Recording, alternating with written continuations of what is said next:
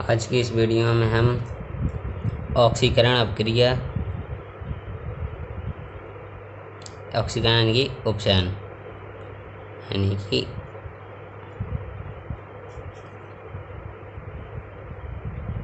उपचयन अपक्रिया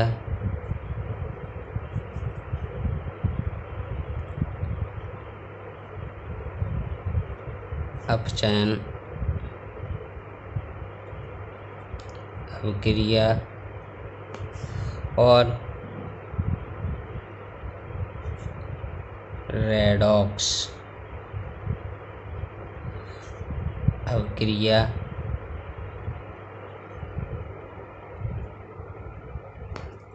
के बारे में पढ़ाएंगे। पहले देखते हैं उपचयन अपक्रिया क्या होती है।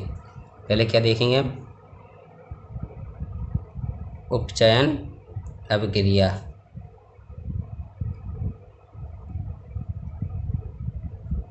देखिए, जो उपचयन अपक्रिया होती है यानी कि इंग्लिश में कहते हैं इसे ऑक्सीडेशन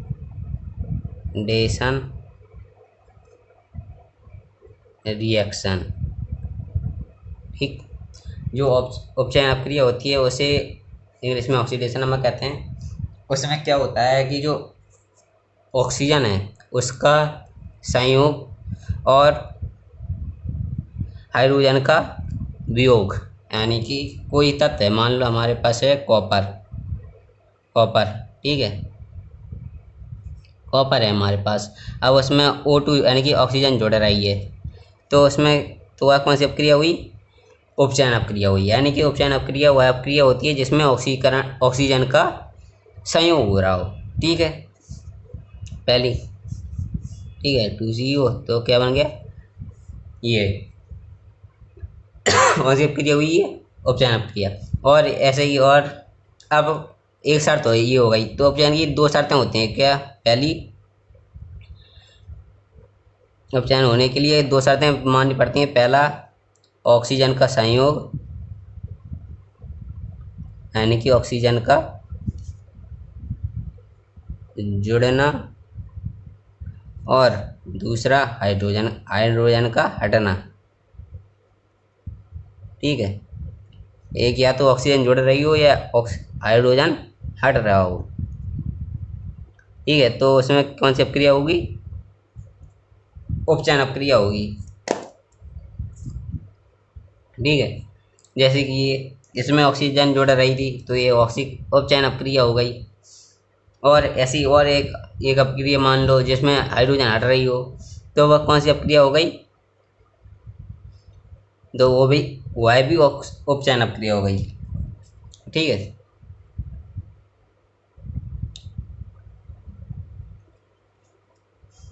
जैसे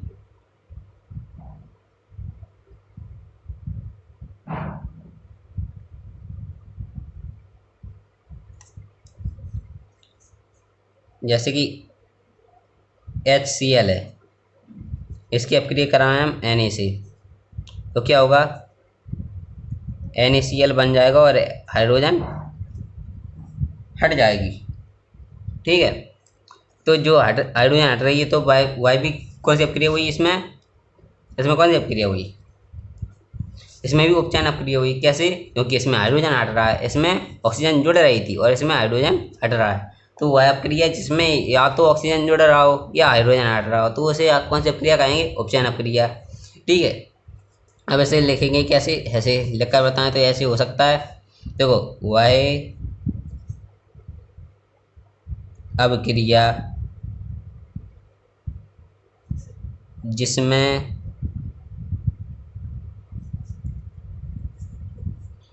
या तो ऑक्सीजन जुड़ रहा हो या तो ऑक्सीजन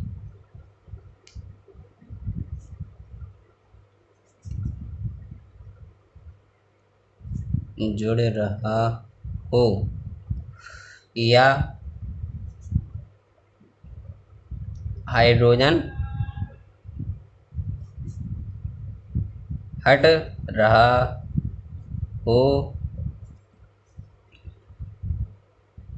वह कौन सी अपक्रिया हो गई? उपचयन अपक्रिया हो गई। बस उपचयन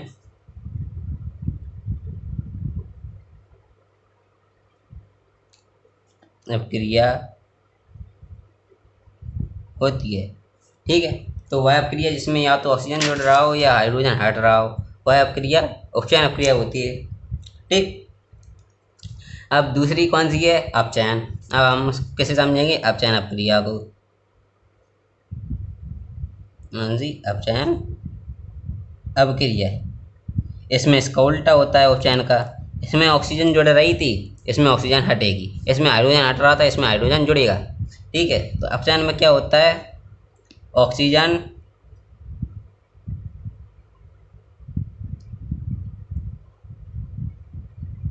ऑक्सीजन का हटना या दूसरा हाइड्रोजन का जुड़ना। ठीक है, तो वह कौन सी अपक्रिया होगी? हाइड्रोजन का जुड़ना। वह कौन सी अपक्रिया होगी? अपचयन अपक्रिया होगी। जैसे 2CO है, इसका उल्टा कर दो बस। जैसे कि 2CO है, 2CuO है। अब इसे हम करें तो क्या होगा? क्या बन जाएगी ये? 2Cu + O2। ठीक है, तो ये इसमें क्या होगा? अपचयन अपक्रिया हो गई। या एसी का उल्टा कर दें, ये NaCl का उल्टा बताओ, हो सकता है क्या? नहीं। अब हम आपसे तब एक चीज़ पूछें, क्या NaCl + H बराबर HCl + Na बन सकता है या नहीं? बताओ, क्या NaCl + H, यानी कि इधर देखें तो क्या NaCl + H बराबर HCl + Na बन सकता है? क्या यह अपक्रिया हो सकती है? बताओ, अगर पता हो तो। यह अपक्रिया नहीं हो सकती। आप सोच रहे होगे क्यों, इसमें ऐसा क्या है कि ये अपक्रिया हो नहीं सकती? तो भाई तुम ये देखो कि इसमें हाइड्रोजन है एक तरफ सोडियम है। क्या हाइड्रोजन सोडियम से अधिक क्रियाशील है? अब तुम कहोगे ये क्रियाशीलता कहाँ से आ गई इसमें? तो भाई इसमें भी तो विस्थापन हो रहा है, हाइड्रोजन सोडियम को हटाकर जोड़ रहा है उसकी जगह। तो विस्थापन के लिए क्या एक बहुत इंपॉर्टेंट शायद क्या होती है, हमने तुम्हें पिछली वाली वीडियो में क्या बताया था कि विस्थापन के लिए सबसे अधिक इम्पोर्टेंट शर्त होती है कि उसमें हटाने वाले की क्रियाशीलता हटने वाले की क्रियाशीलता से अधिक होनी चाहिए। यानी कि हाइड्रोजन की क्रियाशीलता Na से अधिक होगी तभी ये ऐसे हटा सकता है, वरना नहीं हटा सकता। तो H Na से अधिक क्रियाशील है क्या नहीं है? बताओ। अब हमें कैसे पता चले कि H Na से अधिक क्रियाशील है या नहीं है? तो उसके लिए हमें याद करना पड़ेगा, क्रियाशीलता की एक श्रेणी होती है, उसे याद करना पड़ता है। जैसे कि हम बताएं आपको, पोटेशियम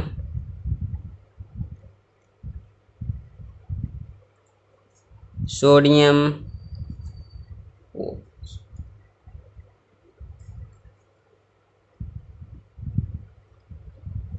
भाई इसे ऐसे याद करना कठिन होगा थोड़ा। इसे हम ऐसे लिखेंगे पहले, पोट सो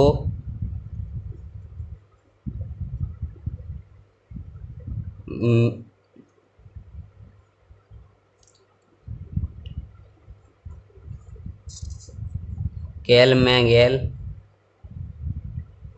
पोर्सो कैलमेगेल जिंकाइले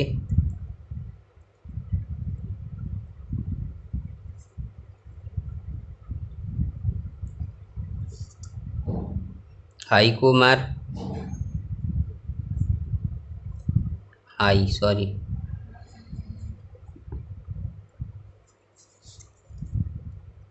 हाइकोमर और सेल गोला। अब तुम्हें ये समझ में नहीं आया होगा ये है क्या, तो हम आपको बता दें, ये है क्रियाशीलता। अब इनमें कौन सा अधिक क्रियाशील है? जिंक। अब यहाँ पर Na+H है, पोटेशियम, H हाइड्रोजन। हाइड्रोजन कहाँ है? यहाँ। तो बताओ क्या पोटेशियम हाइड्रोजन से अधिक क्रियाशील है? नहीं है, क्योंकि पोटेशियम क्रियाशीलता कैसे कैसी कैसी घटेगी? जैसे ये लाइन है, इसके हिसाब से घटती चली जाएगी। अब तुमने कहा हुआ इसमें समझ में ही नहीं आया ये है क्या, तो बताएं। ये तुम्हारे जितने भी तत्व हैं उनकी क्रियाशीलता है श्रेणीबद्ध तरीके से, जैसे कि potassium,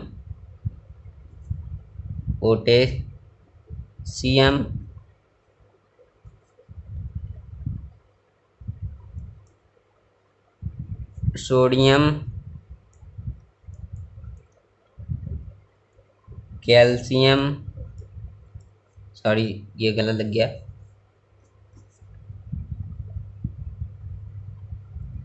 potassium, sodium, calcium, magnesium,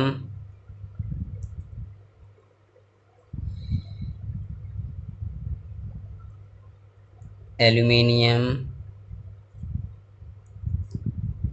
zinc, iron, lead, hydrogen,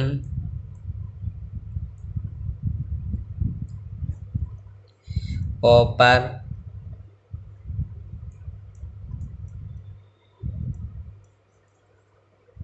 mercury,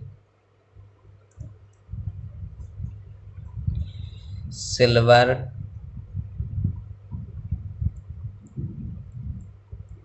और गोल्ड यानी कि सोना। ठीक, तो ये क्या है? सबसे अधिक क्रियाशील पोटेशियम, फिर उससे कम सोडियम, फिर उससे कम कैल्शियम, फिर उससे कम मैग्नीशियम, फिर उससे कम एल्यूमिनियम, फिर उससे कम जिंक, फिर उससे कम आयरन, फिर उससे कम लेड, फिर उससे कम हाइड्रोजन, फिर उससे कम कॉपर, फिर उससे कम मरकरी, फिर उससे कम सिल्वर, फिर उससे कम लेड यानी कि गोल्ड। तो इससे इस तरफ की ओर क्या होता है? क्रियाशीलता घटती है, क्रियाशीलता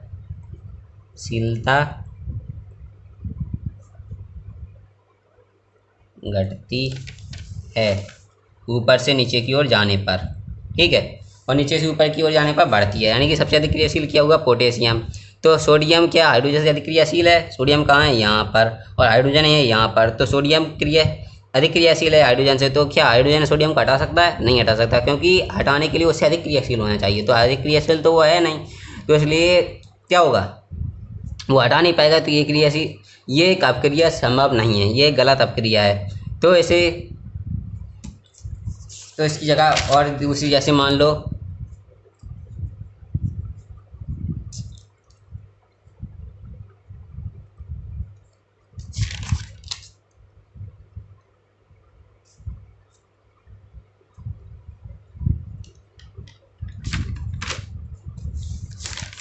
ठीक है, तो ये अपक्रिया संभव है नहीं।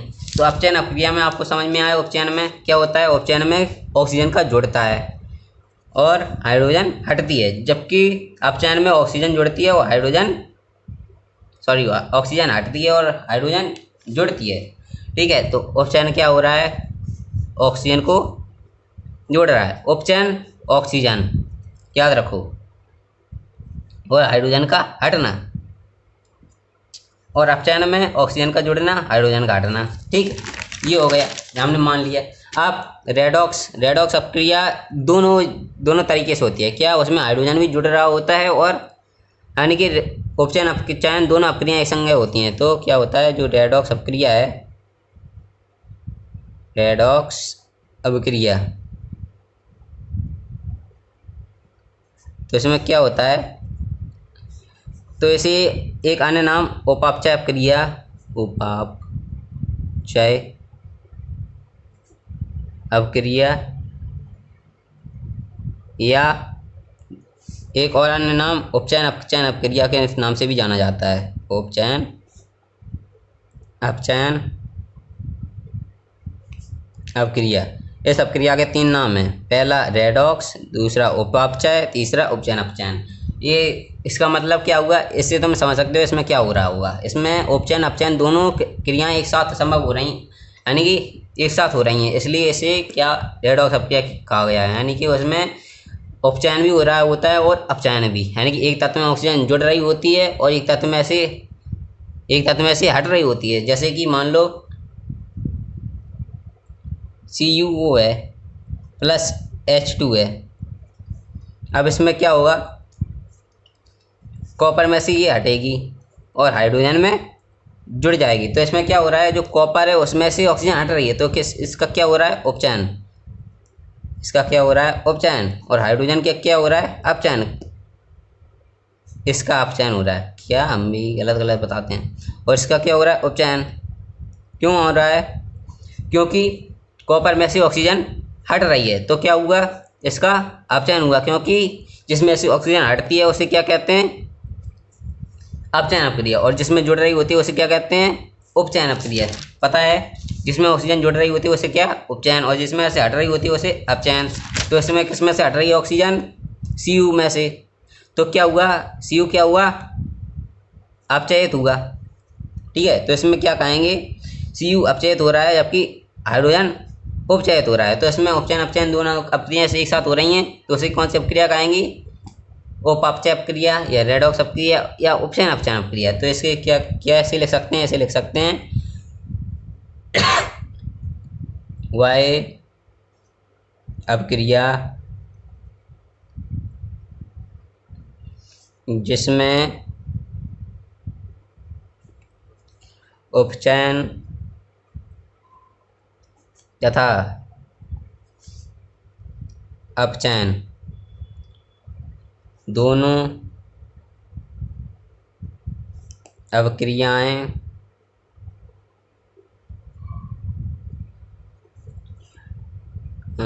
एक साथ संपन्न हो रही हों उसे रेडॉक्स अपक्रिया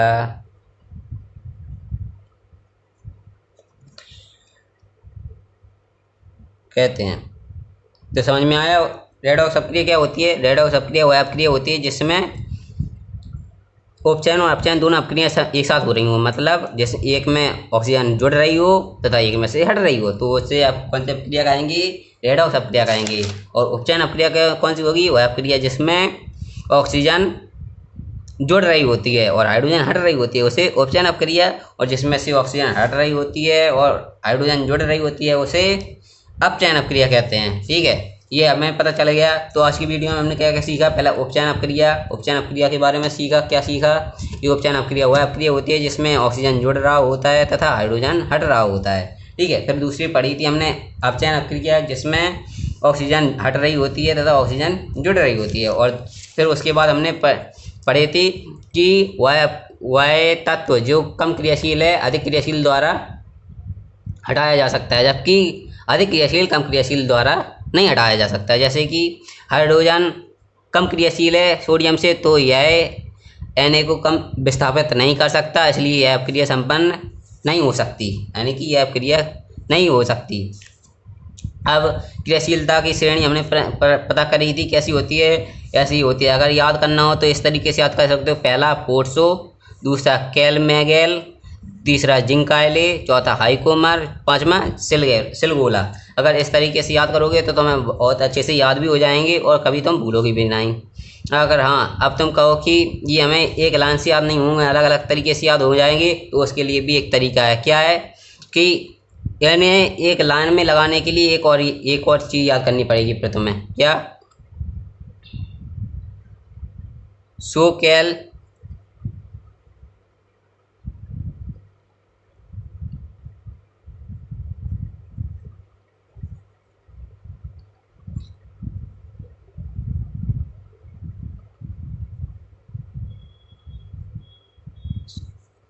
सो कैल